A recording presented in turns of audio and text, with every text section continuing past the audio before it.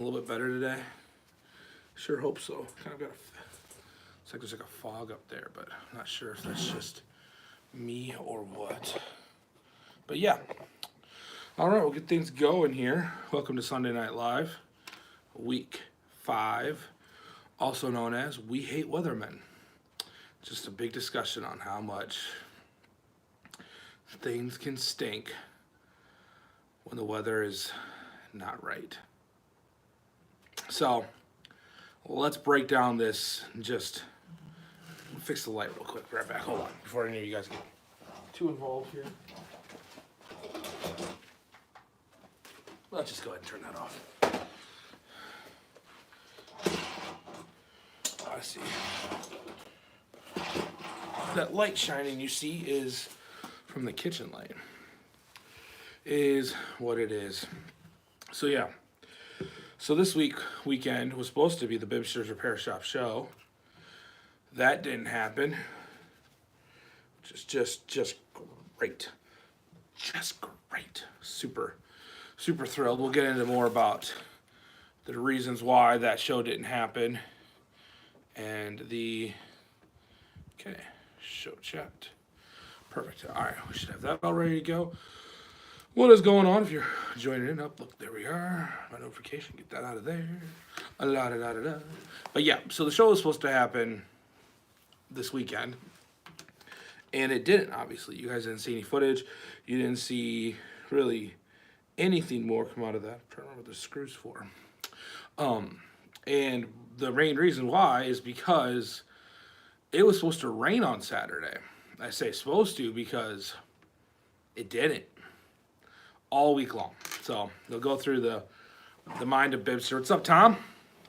Nice to see you. Tom's out on the Pacific Coast. He was messaging me.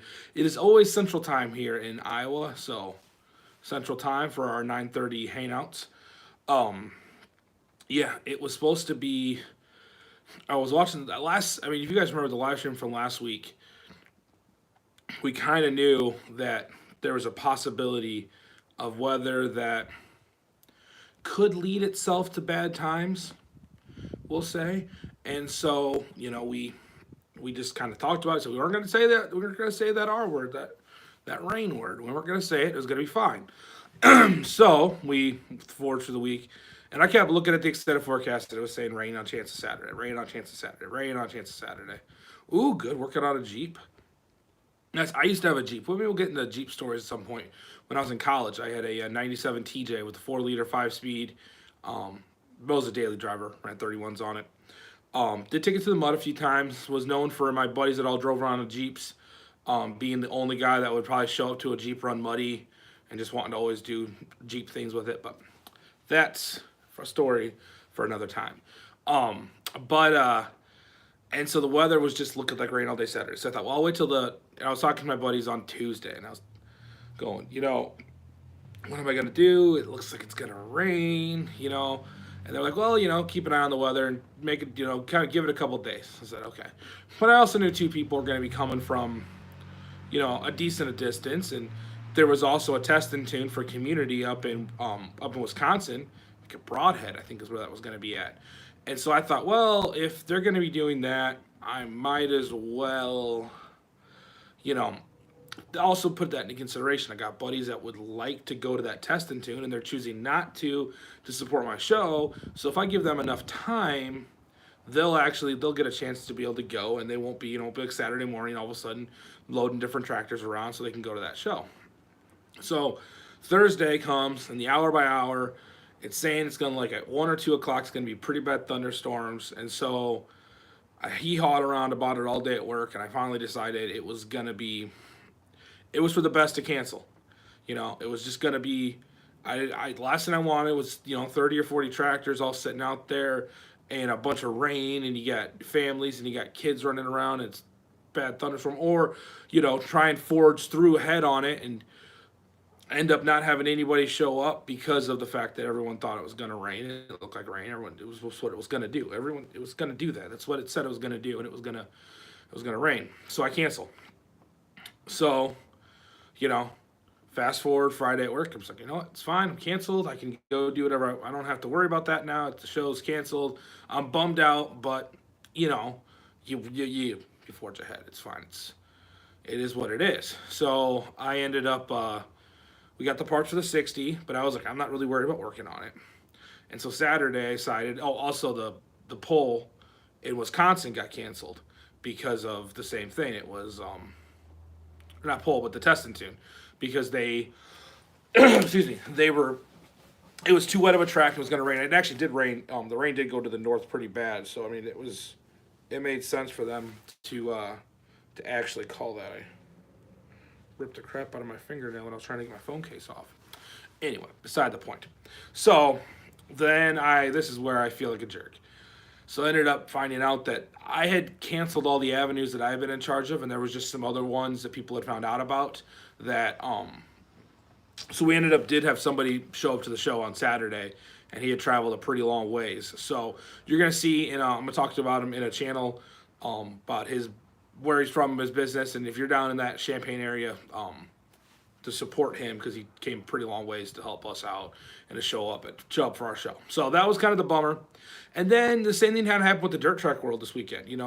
The rain that went north. The tracks really couldn't get dried out in time, so McCoke could have canceled. And then tonight, this is something else we're gonna dive into more on tonight's live stream. Is East Moline canceled, and it wasn't gonna rain. It was mostly because of the temperatures. And you can see I'm out here in a stocking hat and a t-shirt, but it is cold. I should have probably grabbed my sweatshirt before I came outside. I'm trying to look around to see if I have one in here, and I do not.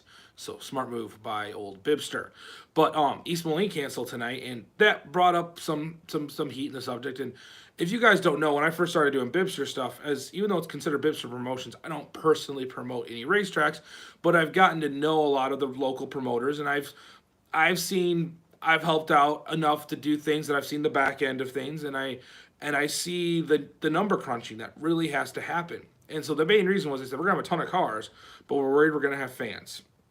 So that's what they canceled it. Of course you have the keyboard warriors going to attack, and it was a lot of, oh well, you're never gonna race there because they've had to cancel, and it's just the weather's been terrible this year. And what people don't realize, and this is what we're gonna kind of get into tonight a little more and kind of bounce each other's brains here. So when a local dirt track around in our area races, so what you guys see is the win. It might say like, oh, it's a late model race, so it's $750 to win. Well, you don't see, as that goes back to the police. Sometimes those are $75, $100 to start. So that means that everyone out there is getting $100 to make the field, and then there's tow money on top of that. So also, where I'm getting with that is, it's thousands of dollars. If a racetrack happens, if a race happens and all the cars show up, it costs that track thousands of dollars. Now they're gonna make it back on the back. They call it the back end, means on the pit gate, and that's usually $30 to $35 a head coming in, and that helps pay back towards it. It's a source too. You also have tow money. Most classes pay, depending on the class, but up to $30 to $35 for tow money on top of all that. So if you're the driver, you're getting your tow money back, or you're getting your pit pass back. People you bring in are with you. If you bring 2 or 3 crew members or family, that's on top of that. But at the same time, it's kind of becoming a push. So at most racetracks, in order for them to cover all the bills, the rest of the bills is from the fans in the stands. It's sponsorships help. But in the reality, most of the time sponsorships just kind of help keep the lights on day to day. But for a nightly race, it's the fans in the stands that are going to help between concessions and their tickets to cover the rest of that. I think Davenport Speedway last year, and they were only running 4 classes, I think. Yeah, they usually only run 4 classes. No, like 5. 5 classes, because they run street stocks and 4 cylinders. And I think their number was like $18,000. In all the payouts, if they filled all the classes. Now that's granted, you're filling all the classes, but if you only fill 10, you're still paying the top 10 pay more than the back 10. So you're still having quite a bit of cost there. Just for when every time the racetrack opened, that's what if there was that many cars there, that's the money that was going to come out of the back gate at the end of the night, was going to be that much money. Now if that much money doesn't go in, you lose it. And so what East Moline had the tough decision to make tonight was, do we try and race? We're going to have a killer car count because no one's really raced in the area yet, and everyone's really jonesing to get out there and race. but it's cold, and you might get some you might have some diehards. There was a lot of people that were like, "Oh, I'd be there," and I get it. You're gonna be some diehards, but there's gonna be a lot of fans that are also gonna say, you know what, weather's probably gonna be better next weekend. It's the beginning of the year. There's some debate on, do you get more people at the beginning of the year when it's cold out or the end of the year? The end of the year, everyone's like, I want one more last race. The beginning of the year, everyone's in that I want to go out and go see racing. I personally feel that the end of the year specials are going to have a little more people, a few more people at them, just because it is that whole, it's the end of the year. This is the last time, beginning of the year, especially once we're this close to the main part of the season happening. A couple weeks ago, you had that, like, I want to get to the racetrack before things started. Now you have more of a, just trying to, in a week or two could be better weather. So there's that. But it's just what do you guys think? I mean, I think that personally, I agree with their call. I mean, obviously I did the same thing. I canceled because I thought we weren't going to have tractors show up. It was going to rain to start off with, and it was going to be bad weather and rain. They were calling for really, really bad weather, which north of us did get, and I don't think there was any major damage. I mean, that way, just a lot of some property damage. But I mean, that storm had shifted, we would have gotten that. And in a way, I would have felt, this sounds terrible, I would have felt better, because at least it was better than sitting watching the rain never show up all day Saturday, just getting more and more like mad at yourself because you called it when you shouldn't have, and you could have been hanging out. You'll drive yourself crazy. But it's a tough decision. It's what race promoters have to do every single week. So a lot of them have, they have a group of track officials that they talk with and they bounce ideas off of, and they see what they can do. And I've been in some of those, not been involved in the should we stay or should we go, but been in the same room as some of those meetings happening and decisions happening, and it's never fun, never at all. And people, because it's every. I mean, you talk about playing the lottery. Track promoters are playing the lottery every week, and depends on their agreement. Some track promoters, it's not necessarily the promoter, but it's yes, I do leave it up. It just comes up later. Usually it's like the next day. It depends on how long it takes YouTube to upload it, Tom. But I do usually try and have it go up publicly the next day. That's kind of also the reason why some of these open-ended questions that I think are going to be more people discussing later on. But that thought process of how do we make this work? Because again, I've been around track promoters that have lost thousands of dollars in one night, and also been around the same track promoters that have made thousands of dollars. I mean, it's not like they're taking home cash. Back in the day, I think they kind of were. But it's that whole thing of, was it a good night? Was it a bad night? Because that's the thing too. You're thinking about all the other costs you have. You have a ton of paid staff. I mean, you're not paying them a lot. They're all probably making minimum wage or something around that, but you're still paying all of them. You got people working concessions, you got people working in the gates, you got track workers, you got your flag man, you got your scorers, you have your announcer, all that. I mean, that's going to be another $1,000 by the time you get all of your paid staff in there, at least, and that doesn't include all of your fuel, for making the track the way it is. So, which he'd already done the work. So, like I said, I feel for him. It's never fun.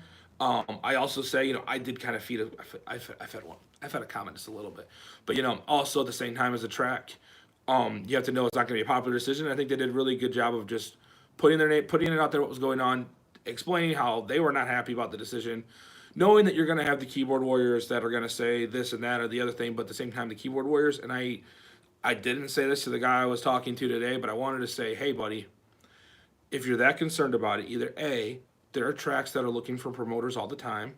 There's not people standing in line trying to be a track promoter. And B, ask how you can help.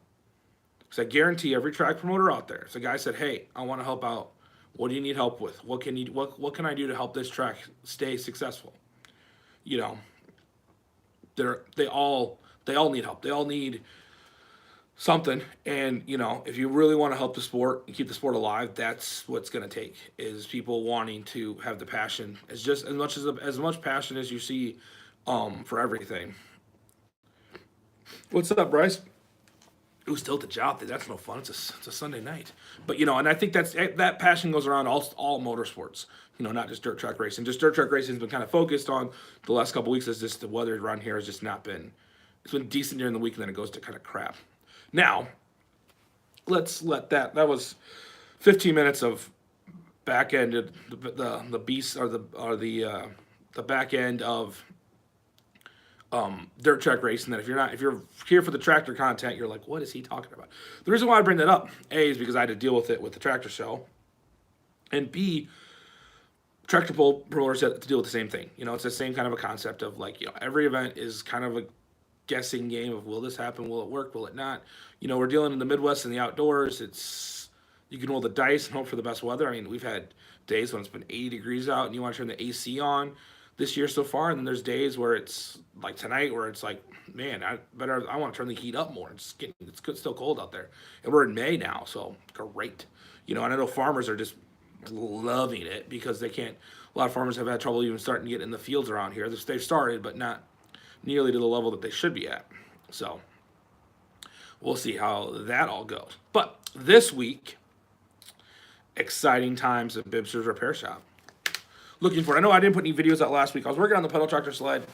And to be fair, with all of you guys that sit at home, when I saw the way the weather was earlier in the week, I saw the writing on the wall what was probably going to end up happening. And so I kind of stopped working on the pedal tractor sled just because I was frustrated. I thought, you know what? Maybe if I stop working on it, the weather will change, and then I'll have to thrash on it, and that's fine.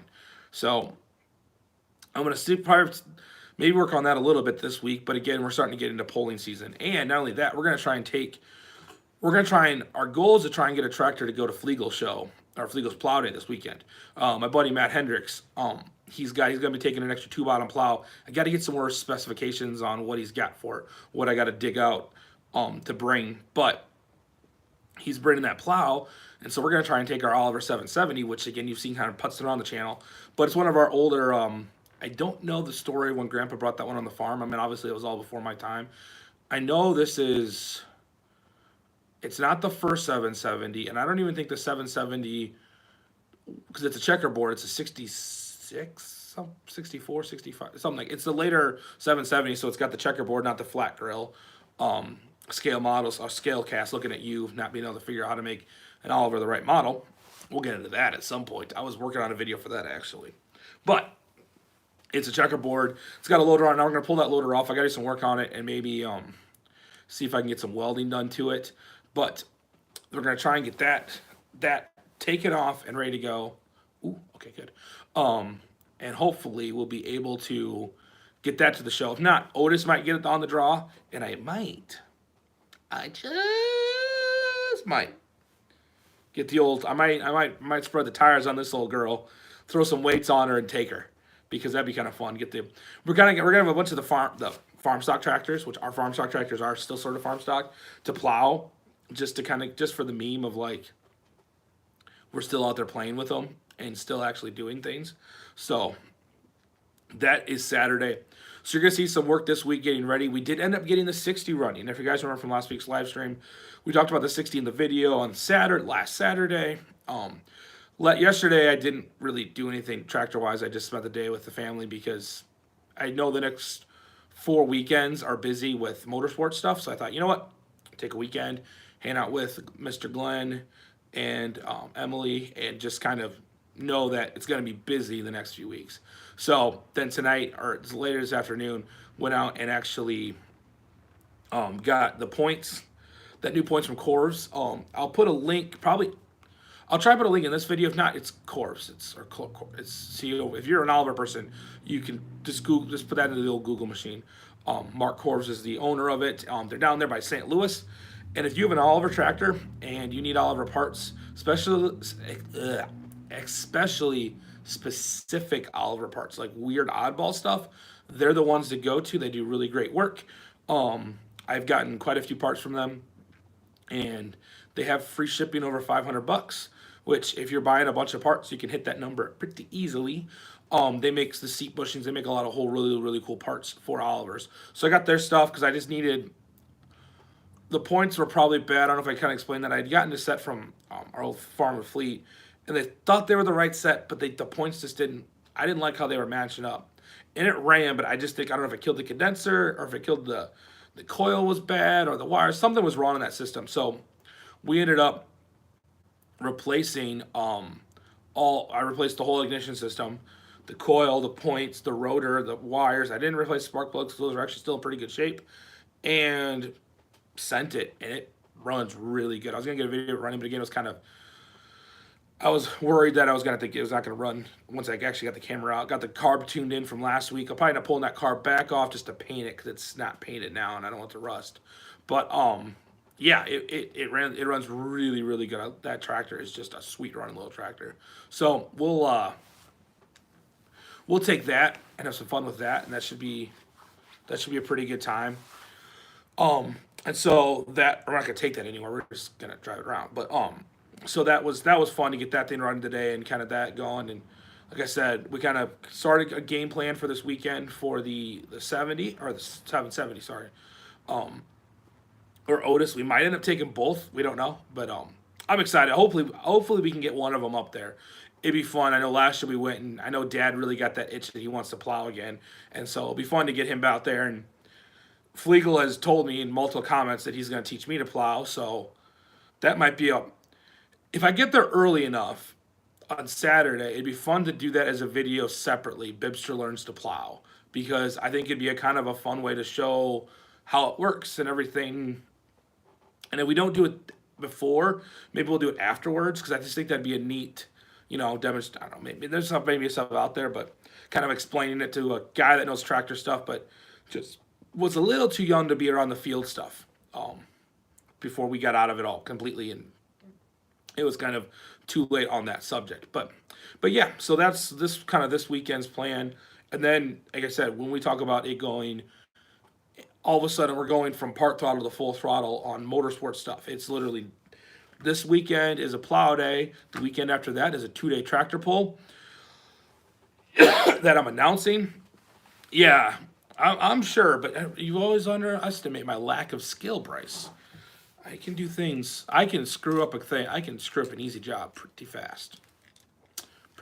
Anyway, so this weekend, plow day. Next weekend, 2-day tractor pull with the community antique tractor club puller, CATPAs, CATP or something like that.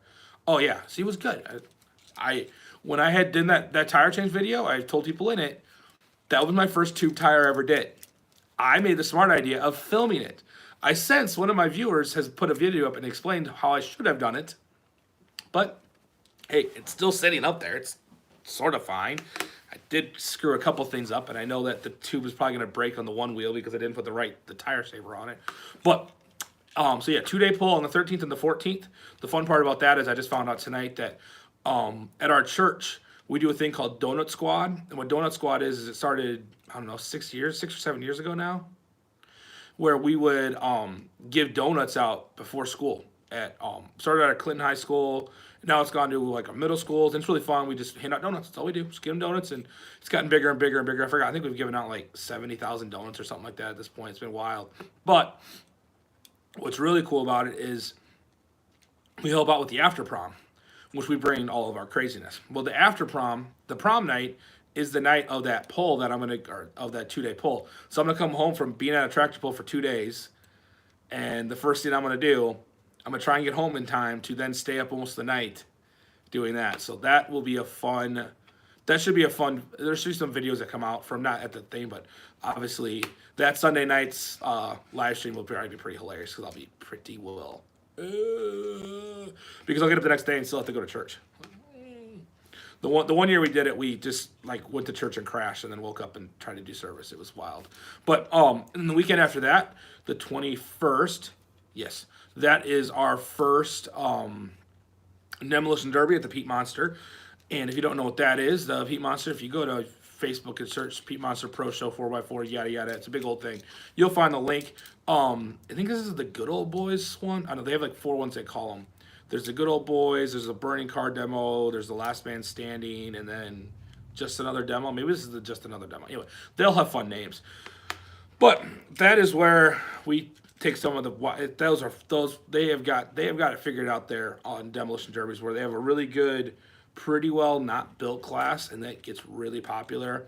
We'll put 25 to 30 cars in the mud pit and just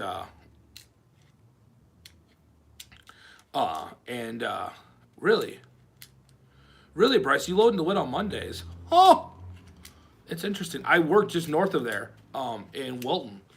So if you like 5 miles north is where I don't know which way you go. I guess you're going east-west, But where do you load at? What do you load? That's interesting. Very interesting. If you're going to be driving to Clinton, you probably trying to think of the road. You probably go.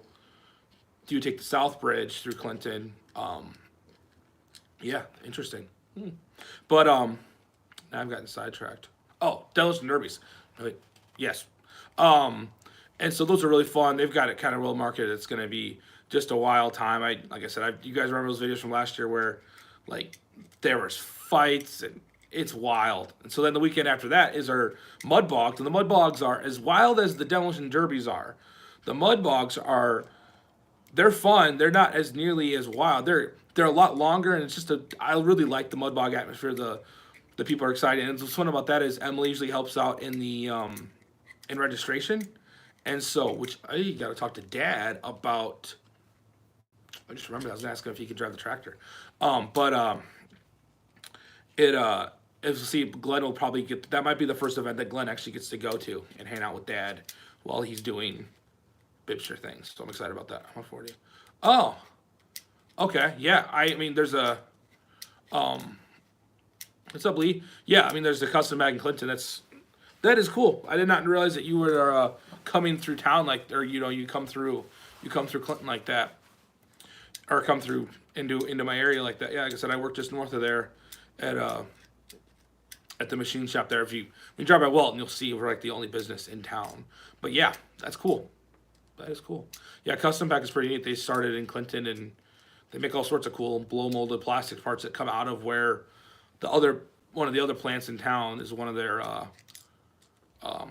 where they get the plastic pellets. But kind of they build a lot of cool stuff. Have you ever seen those? One of their like promotional products is those old can koozies that were plastic. And they had like the saran or like the styrofoam on the inside, but they would say like like USA something on it.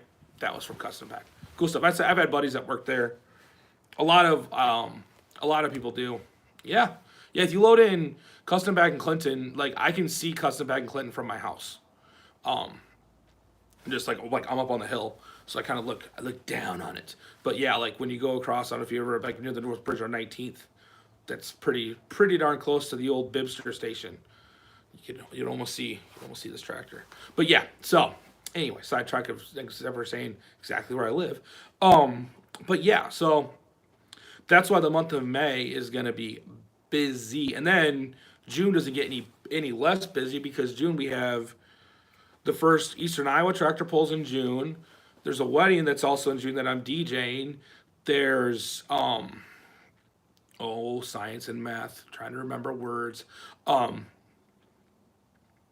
There's that big June 18th charity pull where that thing's going to weigh 7,500 pounds because I'm a moron, because it's the only class I can fit into. So that'll be fun, seeing the M with every weight I think I have. Ooh. Are those? Sorry, I got sidetracked. I remember I had all the weights in here because we're going to need more Oliver weights for that 770.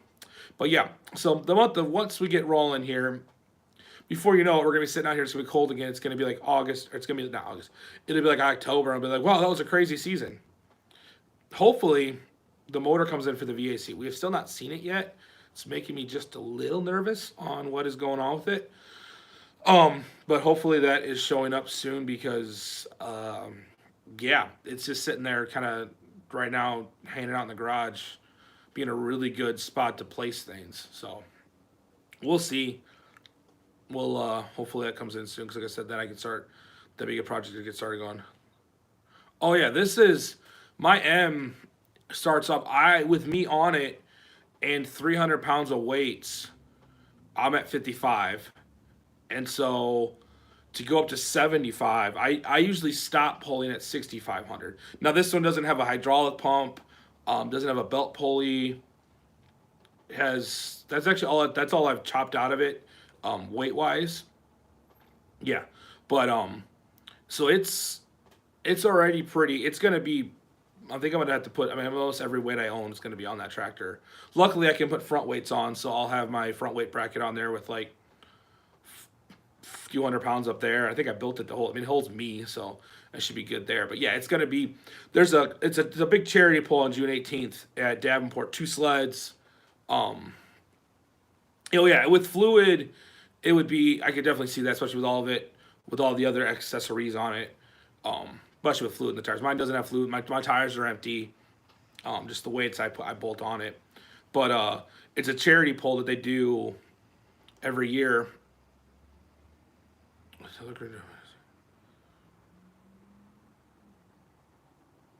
Oh, oh. Ah, that is pretty good, Lee. I like that. That is good. I have a couple little tricks I do. My favorite thing I do at weddings, um, while we're discussing that, is I do a thing, and I was at a wedding when I was in high school, and they did this. So you know how you usually go to weddings, and everyone they start like cleaning the glasses to get the couple to kiss, and it's kind of cute for the first like 14 times, then it starts to get annoying. So I step it up a notch, and this again, I stole this idea from another DJ, so I'm not the first one to do it, but I'm usually the first one to embarrass myself by starting it.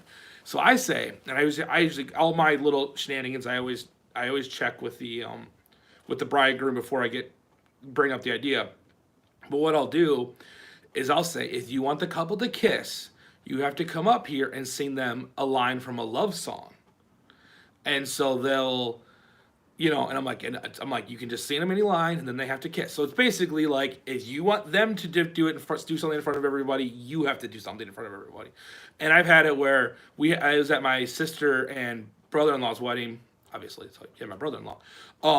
There were some really sweet ones that came in and sang like real songs, and then there were some other funny ones. But I'll always start with trying to sing the Whitney Houston's versions of "I Will Always Love You" by just out terribly, and it makes everyone laugh. And then if people do what I've already said, I'm like, don't worry, you can't sound worse than me. So that's the one. That's the one thing I like to do at weddings. And there's a few little tricks I do. It's fun. I really like DJing. It's kind of a little side thing I started a few years ago, and it's something that it's another thing in my ace in my pocket. I guess it's the sleeve. I don't know how that works. Anyway, but that's just something we're excited about. But yeah, so that's like I said. But to get this thing to 7,500, that charity poll, it's on June 18th. ECI, which is East Central Iowa Pullers, that's like the big like polling league around here with like Super Smokers and Pro Farm and all that big. They do semis, they do four wheel drive trucks, they do two wheel drive trucks, they do all that stuff. They're going to be there as well. There's two sleds, and they do a farm stock, and it starts at 75. They do a farm stock 6 mile an hour non turbo. It starts at 75. It's 75.95, and then I think 10,5, and then they do farm 10 mile an hour with turbo, and that starts at 12.5, 13.5, 14.5, and goes up from there. So I only fit into that 75. I really wish they would do, and I get it. Not everybody wants to watch a bunch of 3 mile an hour tractors putz around the track, but I'm gonna try and get this thing to actually get up to that weight, which is gonna be, like I said, I've had it at 65, and that is a lot. That's like 750 pounds on my upper rear hitch. That's my whole mid plate pretty well. Oh, that's too bad. My whole mid plate pretty well full, and no wheel, only the wheel weight's on there now. So I'll have the front weight on, so I'll put like probably 400 pounds, depending on how the track hooks up. But they'll probably have it somewhat decent because of all the other things that are going on. So I'll probably need some front weight. So I'll probably put like 400 or 500 pounds on the front, on the nose is what I'm thinking. And that'll get me to 7 if I do all my other weights the right way. And then probably just throw another set of wheel weights on and then sprinkle in some others. I mean, only with wheel weights. I put, like I said, if you can't see it now, but there's a wheel weight. I have a wheel weight on both sides now. I've done pulls where I did, before I had all my other extra suitcase weights, I was pulling at Grand Mound and actually put 2 more sets of wheel weights on. So I had 3 on both sides. And having 3 on both sides is actually one of the things that helped kill the trailer.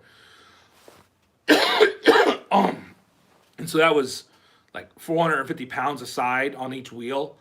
It helped out. It hooked really well. But now what I normally do is I have a bar that goes right behind me on the platform, and then I have my mid-plate bar, and my bar behind me. Most of the time with Eastern Iowa, the tracks really want your weight as far up and back as you can get. So that seems to get it pretty well hooking up. So like I said, the last pull I put 750 pounds on there, and then I put, I think, a little bit on the mid plate to help kind of keep the nose down. I could have had a little bit more, but there I can't run a front weight bar. So I'm not going to put any extra fluid in the tires just because I have enough wheel weights that I should be able to get. I mean, technically, I have 4 sets, so I could go, but that's way too much weight on those wheels. But I could go as much as I wanted there. So the nice part is, there's that. But I think what I'm gonna, like I said, I think with all of the little suitcase weights that I have now, I should be able to pretty well easily get to that. It's not necessarily getting to that 25. It's just a matter of I only get one shot at it. It's not like the advantage when you pull with the antique guys is you get 3 shots. Your first shot you go out there and it's always like at least the way I set it up as I have my weights the same every time for my first hook. They're always just 300 pounds on the rear and go. Then when I go to 6,000, that's where I start picking and choosing where I think I need to go weight. Do I need to put it on the rear? Do I need to put some in the mid? And kind of go from there. Well, here I only have one shot. Obviously, I'm going to need a bunch of weights everywhere, but maybe I go out there and I didn't need to have anything on the nose, and I can't even carry the front end off the ground. Or I put 400 pounds up there, and the front end still is going 3 foot in the air, and I can't, without having a wheelie bar, I can't, then I lose all my back pitch. So it's going to be a little bit different for me just because I'm used to being able to kind of, by 6,500 pounds, have my crap together, especially being a newer puller and not having a giant notebook yet. I'm working on my notebook. Of every track I go to, every setup I do, so I can go back and see what the track was like and then hook up from there. But so it's gonna be kind of a shot in the dark. But luckily it's not too far from home, and like I said, it's a charity pull, so even if I do terrible, it's helping out the cause. So it's not like I'm not trying to go win a bunch of money. It's just a matter of going out and hopefully pulling in front of a big crowd and doing something silly. I might do the row your boat. That'd be fun. But yeah, so that is most of summer, or not most of summer, but at least this week figured out. So yeah, this week hopefully we'll have some videos come out as we get closer to plow day. Flegel is, if you haven't followed or subscribed to it, check his channel out. That's where I'll be filming for him on Saturday at his plow day. It's going to be pretty wild. Hopefully there's a lot of tractors there this year, and we're going to try and I'm going to try and do some more fun stuff with it as we getting ready to do it. Oh, it's going to put stress on it. I mean, it's going to put some extra stress on it. I don't think doing it once, I don't think I'm not as worried about it. If I was pulling at 75, I mean, I've seen pictures of guys with M's, that have been way at 10,000 pounds back in the day. So I think the frame will probably be okay. Now again, it all depends. If I'm going on the track and that front end's 2 foot in the ground, 2 foot off the ground, and all of a sudden when it stops, it slams down. That's gonna be hard on things. But going 3 mile an hour, I don't plan on hopefully having the weight where the front end comes off the ground that high, and it shouldn't be too bad. It'd be more about if I was trying to do that big of a class at 10,000, or no, doing a 7,500 pound class at 9 mile an hour. Yeah, around here. I know I want to say when my grandpa might have been farmed with an M, they had, and I'd have to ask him again, but I think they pulled a 314 with it, I think. But I remember when they went to their Super M, they had the same size plow, but the Super M they could pull a gear higher. And so the Super M would always catch up because they had a Super M and an M for a while. And we have around here, at least on our farm, we had a lot of hills and a lot of clay. So you were always down at least one plow. Where we're going this weekend is pretty tough ground. Excuse me, pretty tough ground where it can also be pretty hard. So yeah, I'm not thrilled about going to 75. I mean, but technically I would just go in the way 65 if I was that worried about it. I think it'll be fine. I'm just gonna have to. I mean, everything's gonna get a really good look over before that, and then after that to make sure there's no stress on anything that got extra stress. Mostly in the hitch area is probably where I'd be mostly concerned about, just because it's also going to be a full-size sled, not an antique sled like I'm used to pulling that probably only weighs 20,000 pounds. No, most of the time. Okay, so TAs. Tom, you bring a very interesting discussion up, and we can have that. So TAs have been in the farm stock world. TAs are kind of a special case because a lot of farm stock classes do not allow shifting of the TAs. So you can start in whatever gear you want as long as you're going, no, not, some clubs you can't, but most clubs you can start whatever gear you want, but you can only go so fast. Um, oh, nice. Oliver always did make a good plow. At least that's what I've always heard, and makes sense.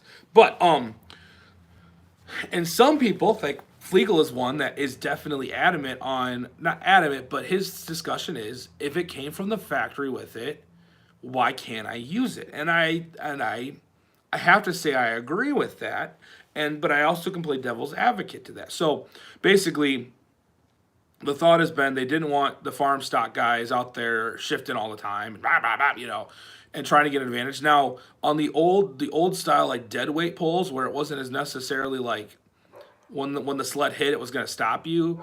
You could sit there and go back and forth on the TA all day long, and you get quite a bit farther.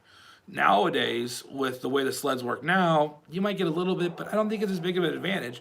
But I don't think the problem was back in the day when they were allowed to run the TAs, they would do way better.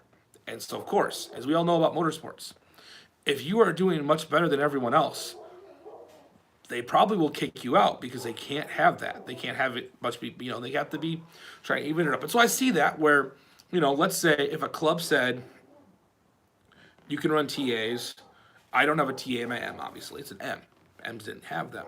Now, if they said you could somehow, and I don't quote me or don't, say, Kyle, you're an idiot for even thinking you could do this, but like you could put a TA in an M and, run a TA then. Or maybe get a rear end out of a super M and put it behind my M and yada yada yada. If you could do that, I still probably wouldn't just because this one runs pretty good. I'd still pull. It's not like I would stop pulling. I couldn't run a T if I had to run a TA. Nice. It's just a matter of, and I agree with that thought process of if the tractor came with it from the factory, then it's of course, we were talking about, well, then you could find one of those really rare early tractors with front wheel assist, and you could say, hey, it was sort of a factory option. I don't know how many were actually factoring, how many weren't put on in the aftermarket, but that's what I basically said. I'm like, well, then I'm gonna try and find some kind of a tractor that had factory front wheel assist, and say that was what it was, And so that's kind of where it gets to. It's a discussion on, will it? I don't think at the end of the day, I don't think it's gonna be the only tractors with TAs would win. I think driving is still going to come down to a lot of it in antique pulling. I think driving really does come down a lot, especially in farm stock with 18-inch hitch and 3 mile an hour and not cut tires and 10% over RPM. All the things that we're limited to is also the great equalizer. And I think that driving really kind of can. That's where you see a lot of it. See a good driver can make a lot less horsepower, do a lot better. But yeah, the TAs, they're not in a different now. You can run, I think, in some of the antique classes around here. So the antique, it's confusing. Farm stock is the yeah. See, and that's different because all-wheel drive versus that is going to be a different a horse of a different color, as in the words of the Wizard of Oz. But they're when it comes down to the farm stock, and I don't think so. In the antique classes, which is actually the like hot rod class, and most time around here, you'll see some of those allow shifting of the TA. Some still don't, but some do. So a lot of times you're just telling guys like, well, if you want to play with it, you can go up. But it's a matter of it's that whole thing of if it came from the factory, and I'm playing in a farm stock class, I mean, some places in farm stock, like you can swap motors to a motor that was never supposed to be in there, and you can do this and you can do that, but you can't shift the TA, and that's where I think a lot of all right, man, good luck. Bryce dropped out. He's got to go check in with the customer, but I think that is where the big argument with it is. Like I said, and I see from the club's point where if it's gonna make it where I'm the guy that's gonna be like, I don't care, I'm gonna go pull. If I don't have a TA and they let TA shift 100 times and you go on the track, I'm still gonna pull. If I lose, I lose. It's not that big of a deal. But you are gonna have some that are gonna say, well, then, like forget this, I'm out, and go pull somewhere else that doesn't allow that. So there's that. And if you're the track that's trying to, or if you're the promoter trying to get a lot of tractors there to have good tractor count and all that stuff, one guy making us stink about TA versus 10 guys saying, well, I don't want TA and I'm going to blah, blah, blah, blah, blah, you're going to go with the 10 because the 10 show up if the 10 show up every week. The difference is sometimes clubs, time for controversial opinions with Bibs. We're 45 minutes in, so I can get a little more off the cuff here. There's a lot of clubs that the people that want to make those decisions don't support the club once the season's going. And so they don't want to change things, and they want to stay without changing things and this and that, and then those people still don't pull. So I think that, here's a controversial statement. Maybe make some rule changes based off of your vote is your number of hooks you had with the season. So maybe, let's say you're at every hook, you get 18 votes. If you could have 18, and not per class, just how many times you showed up. That counts as one vote. So you're not just casting your vote, you're casting how many times you showed up last year. And that kind of would incentivize, if you want to change things, you need to show up and be there. Now, again, controversial statements at 45 minutes into the live stream because, that's kind of something that I just thought of. Oh, yeah. And it could be an advantage, and I think it would be an advantage. I also could see, and I've seen drivers, I could see it being something that you go to shift, if that sled is at the spot where basically you're just trying to drag it a little bit farther with your momentum, and you go to shift to TA, during that shift, it could be when all of a sudden your tractor goes, no. If that TA shift isn't super smooth, if you don't hit it just right, I could see it.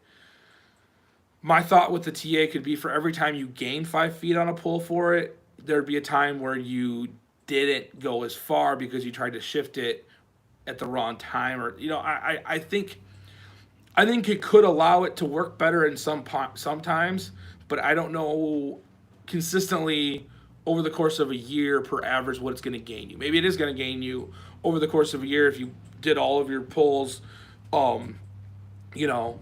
if you pulled in one class with it and you pulled another class different and you ended up so much farther. I mean, it's a hard thing to do.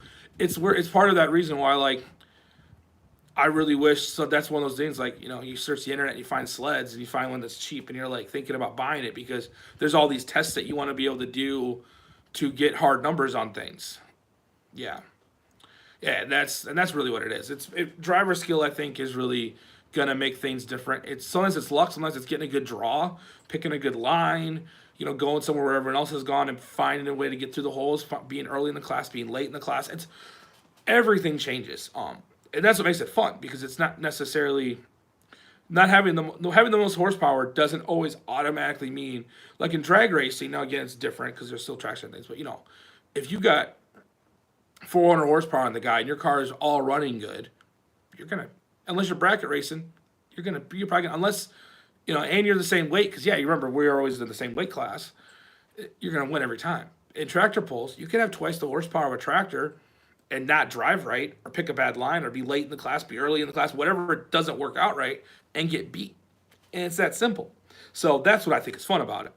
Plus the fact that I don't have as much money in that as some guys do in a valve cover of their drag racing cars. But anywho. So that's the weekly update. If you guys are just joining in, I'll put the whole review on the whole video up later. But basically we're going to be at Fleagle's Plow Day this Saturday, May 7th. We're trying to take a tractor there. We're going to hopefully, when I talk to my buddy, Matt Hendricks is going to have an extra sled. I'm talking pulling so much. An extra plow there for Dad to run on that. So hopefully you will see that. You'll probably also see Bibster run a plow for the first time. So that should be fun.